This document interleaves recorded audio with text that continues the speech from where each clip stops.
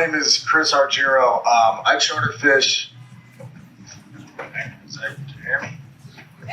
Out of Fort Myers Beach is where I was before the hurricane. Still running out of this area. I primarily do near shore and inshore fishing. Near shore is pretty much anything inside of 10, 15 miles. And it's a very unique kind of fishery. We get a lot of migratories, or cobia, permit, kingfish, triple-tail, tarpon, all of that good stuff. And depending on the time of year, we get cobia and permit right now. We've got a lot of them around. And I'm going to touch base on some of the electronics and the way that we do, set up on these fish. It's a lot of reef and wreck fishing. We do a lot of, fishing right off the beach.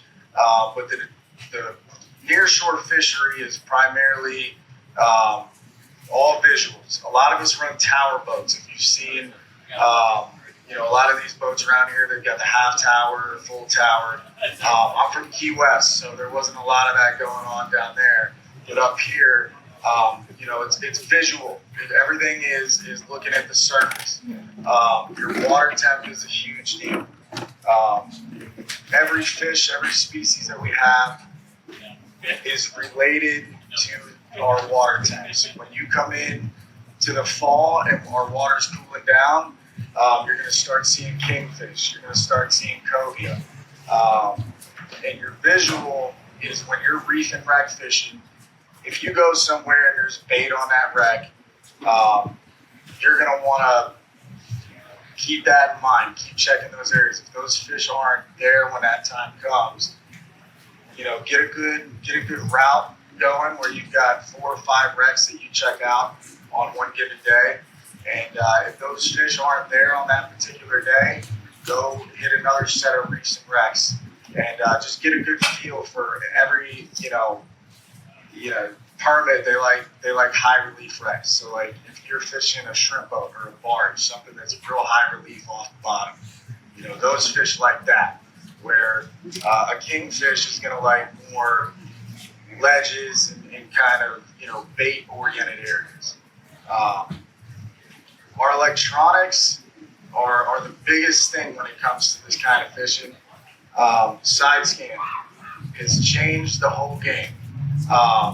Side scan, if you're familiar with it, if you're not, I'm kind of trying to explain it. It's tough to explain. But your standard echo is what you read straight down off the bottom of the boat. For years, if you were looking for fish, you could only see what was right below you.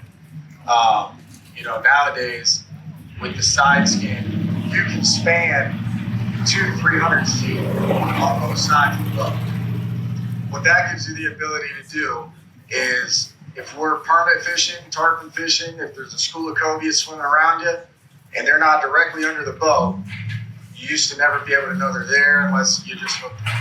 But now what we do is, if you're live bait fishing, or we use a lot of swim baits, you take that bait, you mark a school of fish come off the side of the boat, and you just pitch it in that direction. And 9 times out of 10, that group of fish, you're going to get bit. And have other baits ready, because when you hook a cobia, usually 3 or 4 are going to come with them. But that's the thing with side scan. When you pull up to a wreck, you don't want to just pull up to that spot and start fishing. You want to take into account the tide, the wind, and set up accordingly. So these fish, they're going to generally lay into the tide. So your bait is going to kind of flush over the top of this wreck, and you want to set up accordingly, where you don't want to be on top of the wreck. You're going to lose a lot of rigs. You're going to hook big fish that are going to pull you down into the wreck. And that's one thing that you see a lot of is people like to throw like marker jugs out and sit right on top of the wreck. You never want to do that. Always get up in front of the wreck. So if you got current pushing, if you got an incoming tide, you're going to want to set up on the west side of whatever reef or piece of bottom that you're fishing. And get, good 50, 60, 100 feet, because those fish, they're not bound to that wreck. If it's like a grouper or a snapper, which we'll get into that as well, those fish are wreck bound. But these permit cobia, they're always moving around. They're never sitting in one spot. Yesterday we were out. It was a flat, calm day, and we pull up to a wreck, and I shut down 500 feet before where I was going to fish. And you just idle up to where you're going, and that's what I mean about the visual. You know, you're looking for a weight. You're looking for a bait flicking over here. And if you see that, just kind of sit back for a minute. Don't just pull right up on a wreck and start fishing. We ended up finding those fish yesterday by just idling in, and about 300 foot off the wreck, there's a group of cobia just up on the top, tails out of the water. And, you know, when you see something like that, don't get excited. It's hard not to. You're, you know, throwing a bait on real quick, trying to get it out there. You end up tip wrapping it, and the bait goes flying, and you miss all the fish. You know, take your time. Get 3 or 4 baits ready, because when you hook one, all the others are coming, and you don't want to just have one fish on when you could have had 4 or 5. But the big thing with near shore fishing is everything is time of year. You know, your snapper and grouper, they're always going to be kind of in their area. They live where they live. If that's a ledge or, you know, just some hard bottom, those fish, they live there, they're going to be there. But when we get into these pelagics and these migratories, you've really got to pay attention to your water temp. There's a couple apps that you can get. There's some ROFs, if you guys have ever heard of ROFs, or Satfish, and it tells you surface temps. When we get these cold fronts, like right now, it's blowing like a banshee, and it's going to be cooling down the water a little bit. Those fish are going to move. So where we were fishing them yesterday, when I go out, you know, tomorrow, the next day, those fish are all going to be moved around, be stirred up. And it's a good thing if you can figure out where they went. That's the hardest part.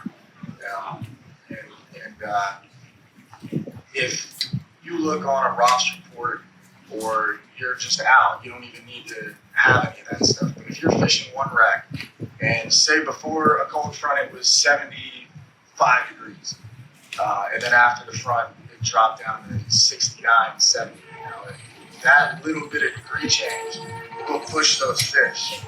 So then you got to think, okay, when we get a cold front, that we generally get a north wind, and that north wind is going to push that water south.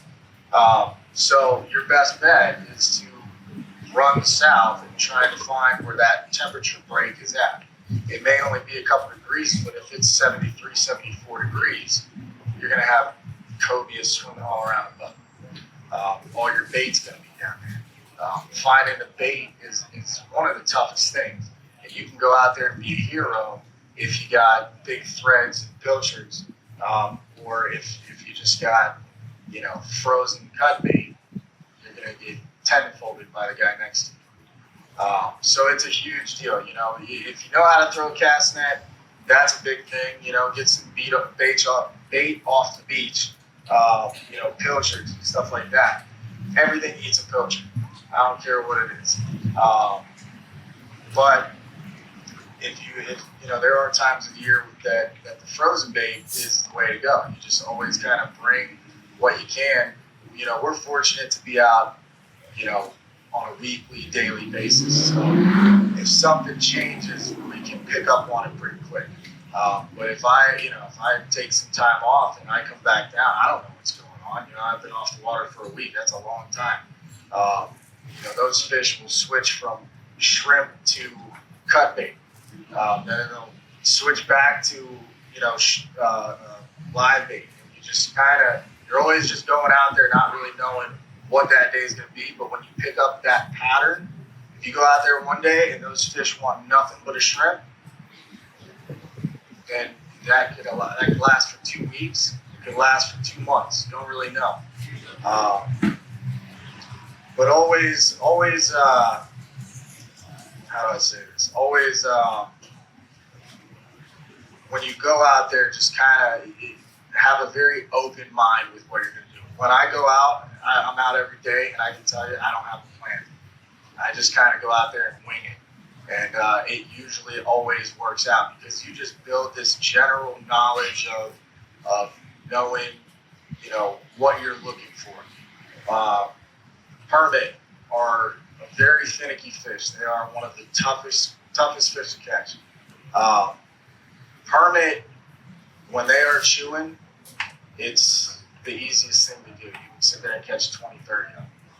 When they don't want to eat, you are working hard to get a fish that probably isn't going to eat. You're just going to be staring at each other. But they are 90% crab diet and 10% shrimp. And that's just something that you learn over time is, okay, I'm throwing crabs and they're eating them. Well, then you go out there one day and those fish aren't eating. And you can't figure out why. You get a well full of crabs and they won't touch them. Take a live shrimp. And in your head, you're going to say, well, if this fish ain't going to eat a crab, he's not going to eat a shrimp. And they'll surprise it. And then they'll just switch. And that's what you're getting. You're getting them all on shrimp. We use real light stuff for those permit. Permit, they have big eyeballs. They are like golf balls for eyes. They will sit there and inspect the bait. When you see them on the surface, there could be a school of 30. There could be a school of 300. And the big thing with them is real light leaders. We drop down to 20-pound flora. You can get away with 15, but it's tough because you're going to bust a lot of them off. But as clear as this water has been lately, you have to use at the max 20-pound flora. And one of the little secrets that over time we've learned is yellowtail jigs.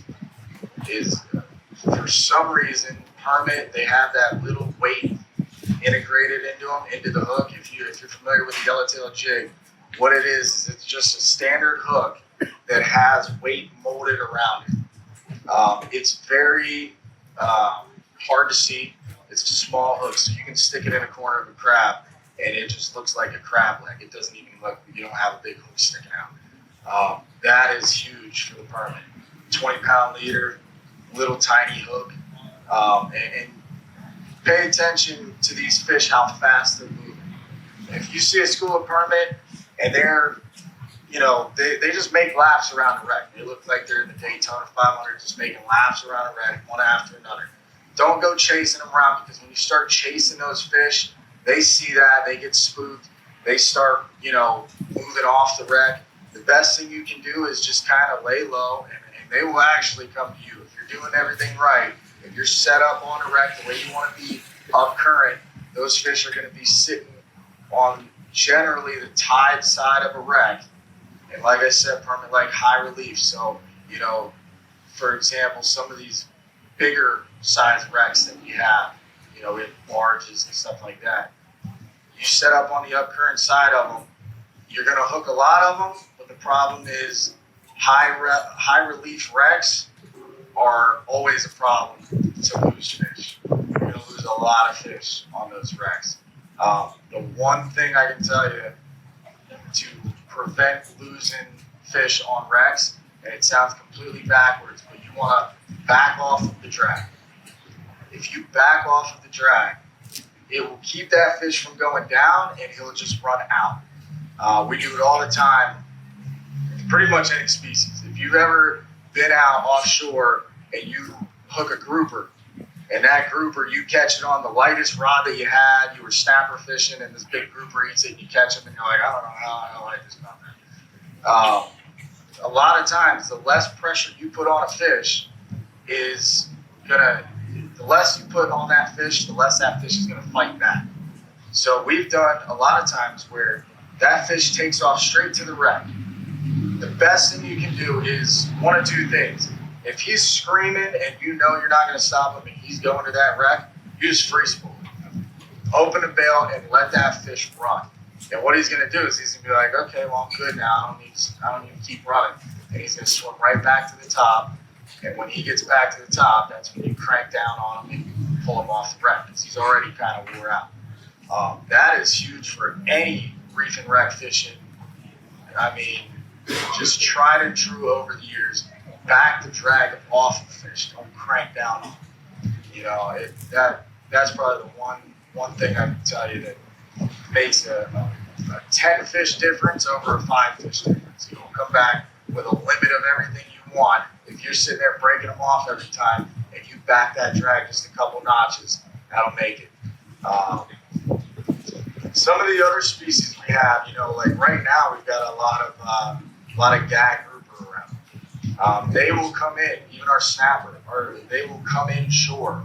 Everybody likes to run real far for them, and it's 40, 50 mile runs. They're fun, but you can only do them so often.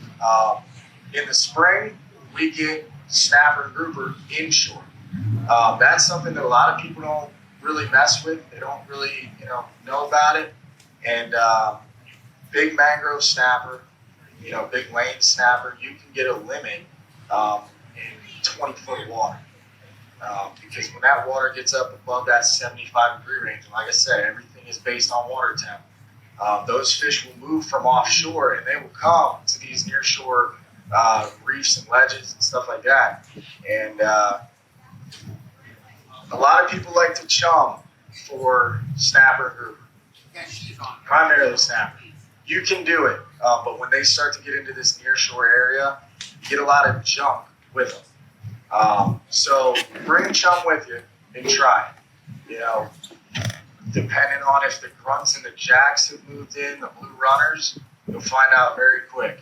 And if that's the case, don't even bother chumming. Don't power through it because you're just going to sit there and blow through all your bait. Bring chum with you. If you get the snapper to come up in there, keep using the chum until, the jacks and the blue runners do move in, whether it's 2 weeks from now or a month from now. But when those junk fish move in, pull that chum. Don't keep chumming them because it's, those fish are still going to be there, but you're kind of hurting yourself. But the snapper fishery on this near shore stuff, when you can see the buildings and you're, 2-3 miles out and you're catching 3 to 5 pound mangrove snapper that you see offshore, you don't have to make that 40-mile run. That's something that in the springtime, for some reason we have them around right now. I think that water just warmed up enough for them that it kind of pushed groups of them inshore. But always, like I said, pay attention to that water tank because that little bit of degree change pulled all those fish in. So if you get out there and you're leaving the dock and you're like, oh wow, water's 76 today. Well, if it's acting like spring in the water, you might as well treat it like it's spring and go fish the way that you would, because those fish are gonna move. And these snapper, I'll tell you, the way that we mark them up inshore is different than you mark them up offshore. When you mark, especially like mangrove snapper and stuff like that, they like to create, we call it like a little A-frame. You'll see that little A-frame. You actually will mark them that way. It's usually a sure sign that those are the snapper that you're looking for, because it's another hard thing to decipher is when you get to where you're going and you want to catch one specific species, trying to determine if that's what you're looking at is one of the hardest things. If you pull up to an area and you're marking a ton of fish and they're all jack crevalles and they're all blue runners, you're not going to be having fun. And you're going to think that they are something that they're not. But yeah, the snapper, when they create that A-frame, that's a sure sign. Pay attention to the way that these fish are going to mark up. For example, permit, can you guys hear me right now? All right. Permit, when you mark those up, they are long streaks, and you'll mark them tight together. They're always going to be tight in the school together. And they're very easy to determine. Once you start figuring them out, you will know what a permit looks like, and you won't have any guess in your mind that that's what you're looking at. Black drum, they will do like this daisy chain across the bottom. Every fish groups up differently, and every species will kind of congregate in a different way. Cobia, they're always going to be tight right together. you're only going to mark maybe 8 or 10 of them, maybe 3 or 4 of them, but they're always tight marks. Snook, they like to mark in this big blob, and you'll just see like, 20, 30 little marks all on the corner of a wreck, and they're all going to be in like a ball. So figure out how you're marking fish. If you pull up somewhere and you're marking fish, you have no idea what it is, and you catch a couple, say you catch a couple big redfish, because we get a lot of this time of year big redfish offshore as well. You pull up to that area, boom, you catch a couple redfish right away. Well, look at the marks that you're marking and keep that in your memory bank that, okay, I marked up those fish this way and I just caught redfish. Because the next time you go somewhere else and you mark up that same mark, set up in front of them, fish back to them, and you're gonna realize that the way that you mark fish is gonna determine how you want to set up and how you want to fish. Permit, you'll never mark them on the bottom. They're always going to be somewhere up in the water column. So when you mark them, if they're 15 feet off the bottom, that's a good sign. Okay, well, we're marking these fish and they're kind of in the middle of the water column. Well, that could be cobia, that could be permit, that could be kingfish. But a lot of times you can narrow it down by the way that you mark them. Those permit, if there's 50 of those fish all together, they're going to be real streaky marks, like I said, and they're going to be real tight. And you'll just mark them when they're moving. I mean, you'll mark them very quick, and that's where the side scan comes into play, because when you mark them real quick, you usually don't even have time to throw at them when you mark them. You want to throw in front of whichever way those fish are moving. So when we mark them using the side scan, if we're sitting on a wreck and boom, you start marking them off the left side. Okay, they're 50 foot off the left side. Look at which way that those fish are moving and throw it off the back of the boat. So when you mark them, you got to realize that your transducer's dead center right at your stern. So when you mark them, they're already 10, 15 feet back behind you, or 10, 15 feet up in front of you. And if you can't see them, a lot of times, you've got to determine how you're going to get a presentation to them. And that's where the weighted jigs and stuff like that come into play, because if you throw back behind you and you don't hook one, well, go to a little heavier jig. Go to an 1/8 ounce jig. If you were using a 16th ounce jig and you're not getting any bites, you're sitting there for 20, 30 minutes not getting any bites, move it to an 1/8 ounce jig and you'll start hooking fish, because those fish may be moving just too fast, where by the time you get a bait out, you may have laid it perfect, but that bait's sinking about that slow and those fish are moving that fast. So when you throw that 1/8 ounce on, you're sinking just as fast as that fish is going to hit it. And that's something to learn, the timing of when those fish are coming around. If you mark them every 5 minutes, they're moving pretty slow. But if you start marking them every 2 minutes, or you'll mark them and 30 seconds later you look at the machine, they're right back where they were. Go to a heavier jig, because for some reason they're moving faster than they should be. And the beauty of nearshore fishing is we have a lot of different species, but they can be a pain because they are always moving. Permit, cobia, all these species that we have that we've been talking about, they will be somewhere for 2 weeks, and then they will pick up and leave. And you are betting and guaranteeing that they're going to be there. And I've had to learn it myself to not tell my clients that, hey, we're going to go out here and wreck these permit, because there's 5,000 of them and they're not going to leave. Because the day that you say that is the day you pull up and there's not a single fish. And that happens a lot. I'm sure everybody's been in that position. But like I said, when something like that happens, you got to sit there for a minute and take your time and just kind of realize, okay, there's 4 or 5 areas that these fish will live. they come back to the same places every year. You just got to figure out, okay, if they were on this wreck and I get there and they're not there after they have been there for 2 weeks straight, they probably didn't go too far. If no major, weather event happened, if we didn't get a big front or anything, and they just up and left, go to your chart and find, 4 or 5 other wrecks that they could have went to, because a lot of times they will make a route and they will circle that route throughout the day, because they're always moving and they're always looking for a crab or a shrimp to eat on the way to where they're going. And a lot of the fishing we do is open water fishing. You're not on top of anything. So if you pull up to this wreck that you're fishing and those permit are there and they start leaving, follow those fish, because whichever way they're pointed, they're going to whatever's over that way.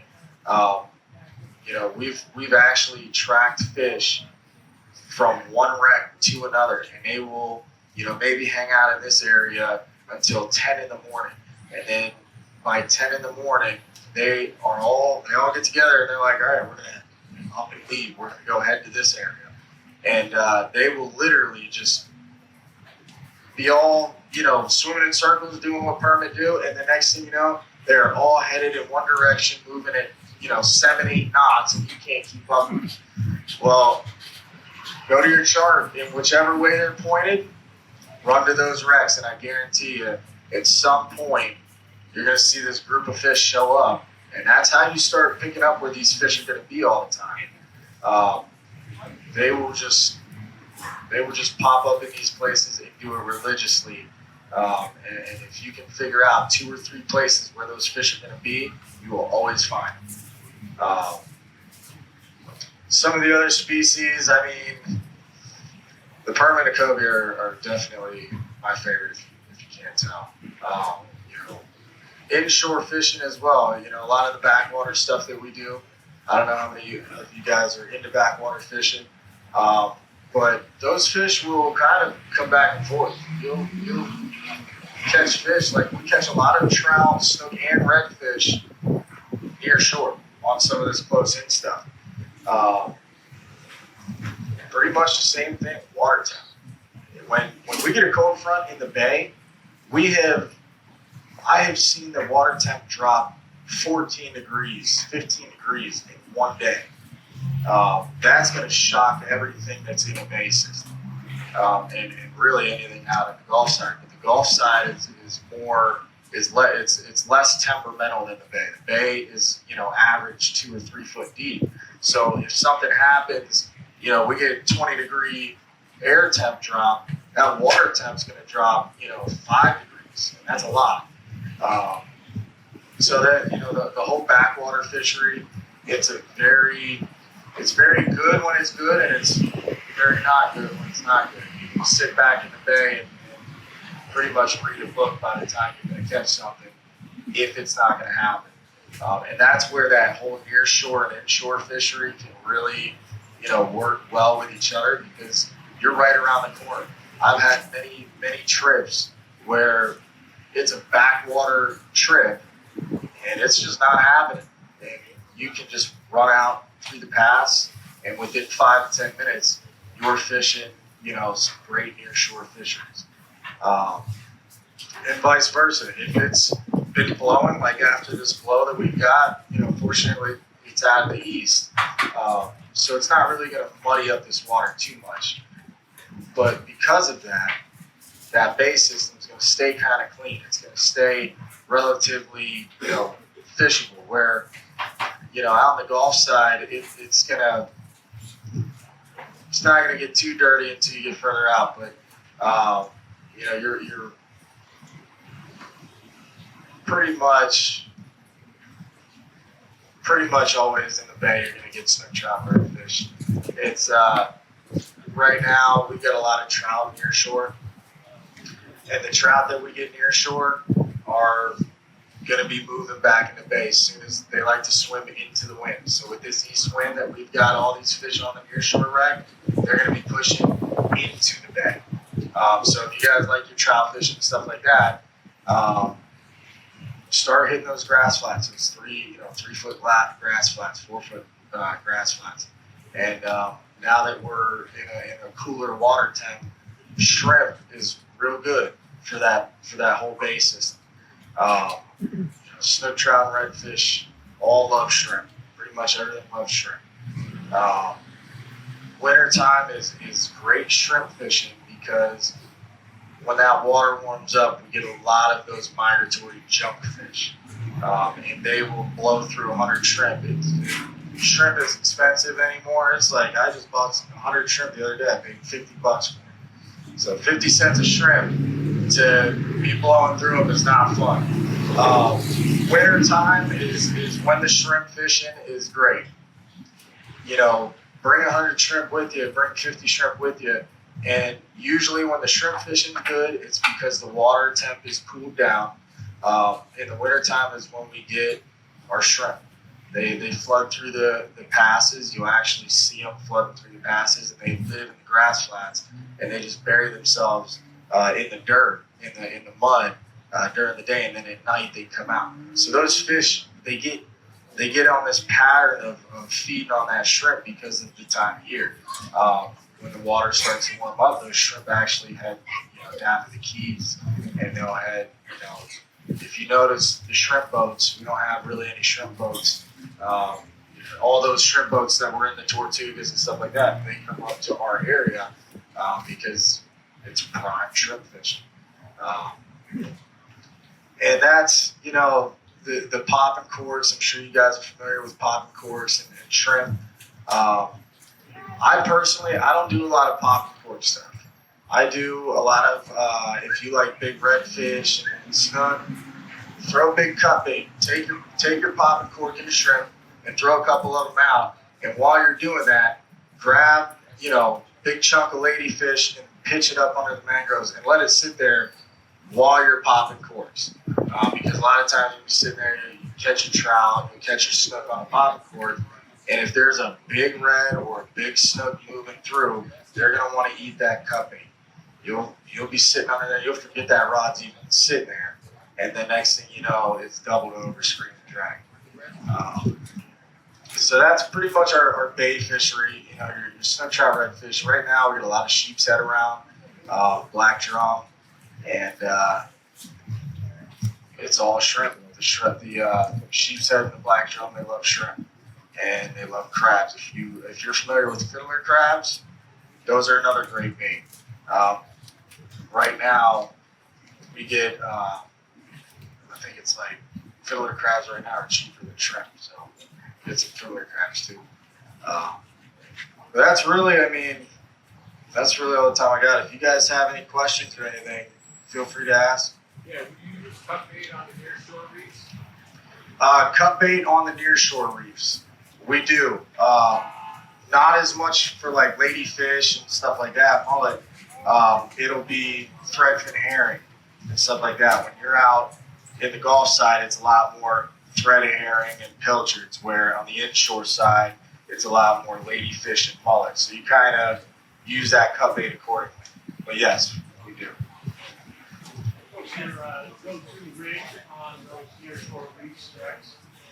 Go-to rig on near-shore reefs and wrecks.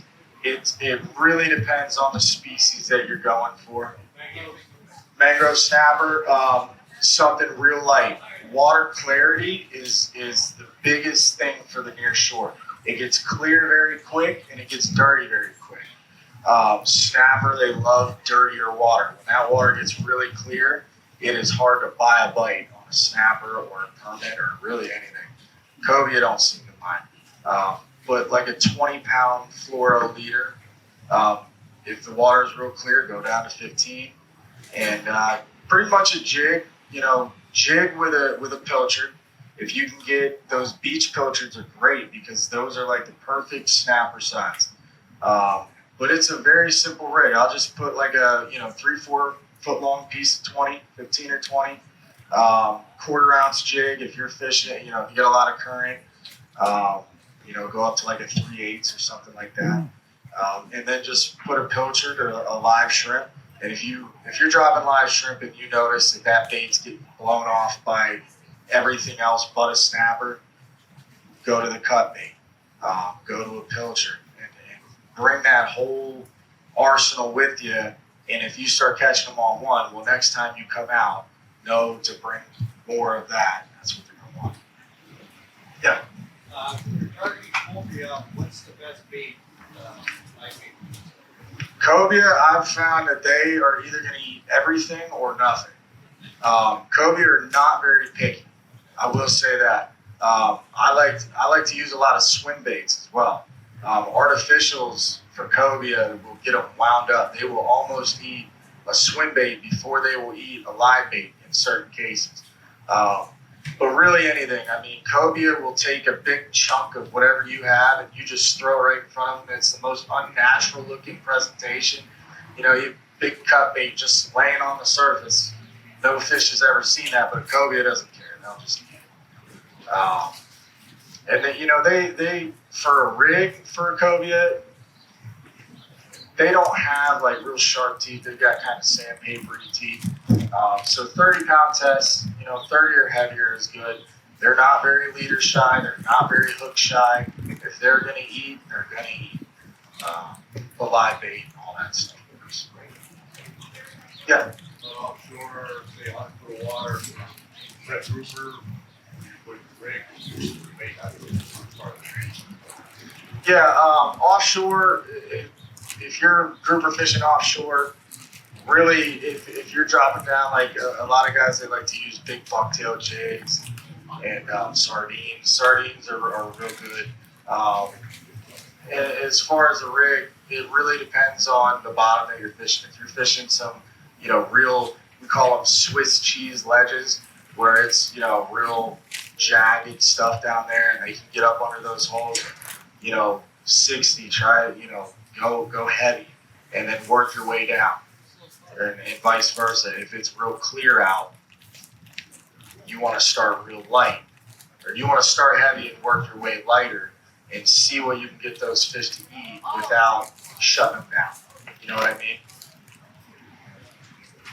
Any other questions? I'll be up here, so if you guys want to, you know, come up and ask me something afterwards, feel free. All right? Thank you, guys.